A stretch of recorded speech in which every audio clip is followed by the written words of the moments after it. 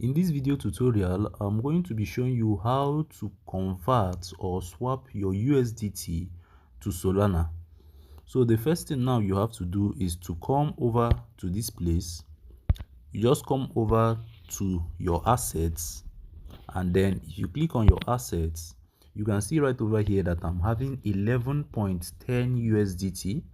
So the next thing you have to do is to click on convert. So if I click on convert over here, you can see BTC. From BTC to USDT, I'll just click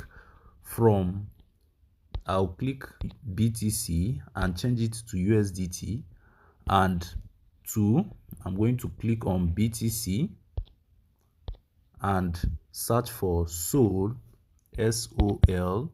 So you can see Solana here. I'll just click on Sol. Okay, and then I'm going to put on max. Look at max here. I'll just put on max, and after putting on max, I'll come down to this place and click quotes.